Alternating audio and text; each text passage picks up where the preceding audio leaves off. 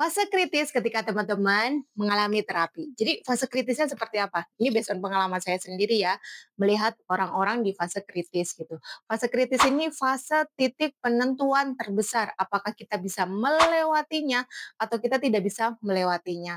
Mungkin teman-teman di terapi pertama, kedua, atau ketiga merasa bersemangat dan antusias untuk menghadapi terapinya. Tapi bisa jadi di terapi selanjutnya, setiap orang beda-beda ya, keempat atau kelima, teman-teman mulai merasa kayak malas, takut gitu ya, mempertanyakan lagi,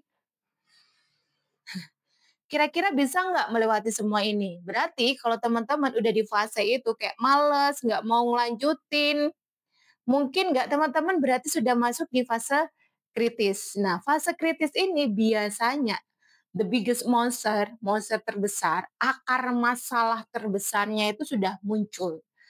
Kenapa rasa malas itu ada, kita kayak takut, otomatis ya refleks refleks dari amigdala kita ini pengen menghindar, pengen kabur, nggak mau menghadapi kondisi itu yang sudah berlalu.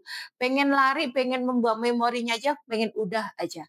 Tapi nggak bisa teman-teman, memori itu nggak bisa kita rubah dan nggak bisa kita hilangkan.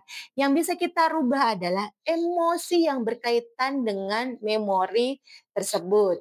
Jadi ketika teman-teman masuk fase kritis itu malah bagus. Akar masalah terbesar yang selama ini tersembunyi akhirnya muncul dan mengenalkan dirinya. Maka teman-teman tetap terus melanjutkan prosesnya, bukan berhenti, karena kita akan butuh energi yang lebih besar untuk menghadapinya. Jangan terus-menerus lari. Kita tidak boleh berlari, kita perlu menghadapinya. Makanya itu butuh proses terapi. Teman-teman butuh ditemani. Apapun itu kondisinya, dari sekian banyak terapi, proses, saya sudah bisa menebak nih.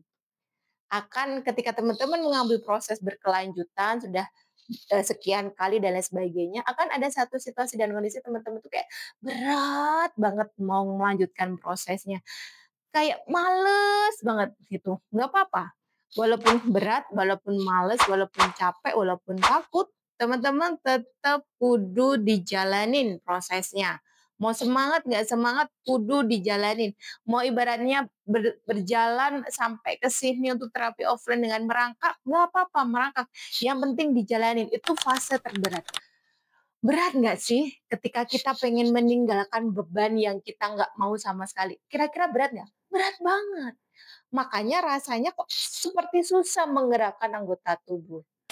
Ketika di fase kritis, kita kan bawa beban yang cukup berat. Tentu ketika membawa beban yang cukup berat, ketika kaki kita belum kuat, ya wajar.